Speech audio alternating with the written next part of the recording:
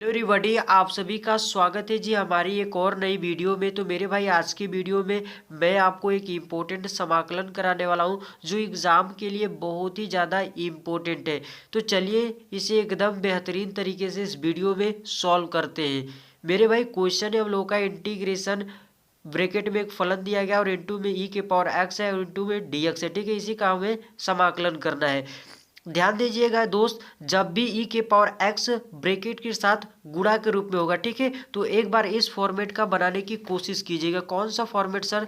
देख लीजिए ये वाला फॉर्मेट। ठीक है, ये वाला फॉर्मेट बनाने की कोशिश कीजिए जब भी ब्रैकेट के बाहर ई के पावर एक्स गुणा के रूप में हो। ठीक है, तो आप देख सकते हैं यहाँ पर ब्रैकेट के साथ ये मल्टीप्लीकेशन में है ई के पावर एक्स। ठीक है, तो सर ये वाला फॉर्मेट को थोड़ा समझा दीजिए है क्या। ठीक है, याद रखिएगा जब भी के पावर एक्स ब्रैकेट के बाहर हो इनटू में और ब्रैकेट के अंदर दो फलन इस प्रकार से हो कोई एक दूसरे को अवकलज हो। ठीक है, यानी कि एक का अवकलन करें तो यहीं पर मिल जाए।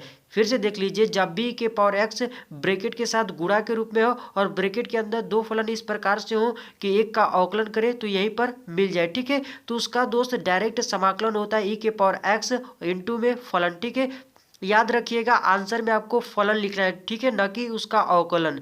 ठीक है, तो ई के power x into F x इसका डायरेक्ट क्या हो जाएगा? समाकलन हो जाएगा। अभी तो सर इस फॉर्मेट का ये तो दिख नहीं रहा है, तो हम क्या करेंगे? बनाएंगे। ठीक है, क्या करेंगे? ब्रैकेट के अंदर दो फलन इस प्रकार से बनाएंगे कि एक दूसरे को क्या हो? अवकलज यानी डेरिवेटिव हो। ठीक है, तो आइए इसको हम लोग सॉल्व करते हैं।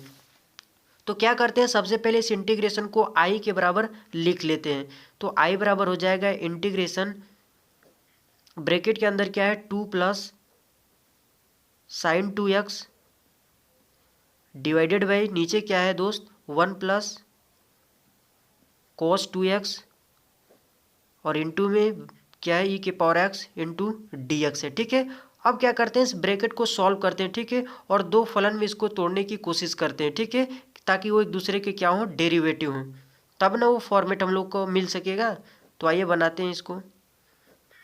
तो 2 हो जाएगा, फिर प्लस यहाँ पर क्या करते हैं? साइन 2x का फॉर्मूला लगा देते हैं। क्या होता है फॉर्मूला? आपको पता है क्या होता है?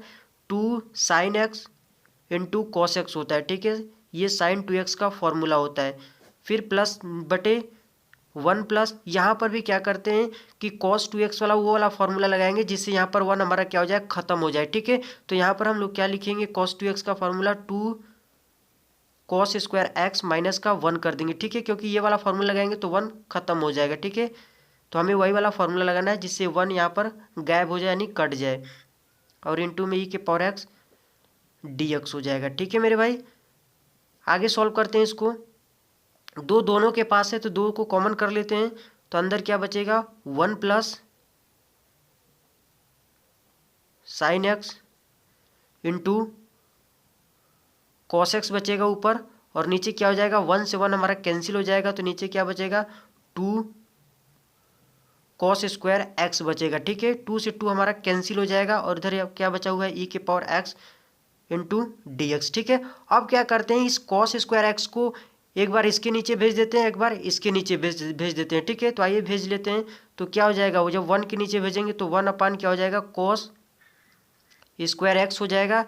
फिर प्लस का साइन है तो प्लस करेंगे, अब इसके नीचे भेजेंगे। ठीक है, तो इसके नीचे भेज देते हैं। ऊपर क्या है? Sine x into cos x है और नीचे क्या है? Cos square x, cos square x और इनटू में ई के पावर एक्स डी एक्स कर लेंगे। ठीक है, और इंटीग्रेशन का साइन लगा देते हैं।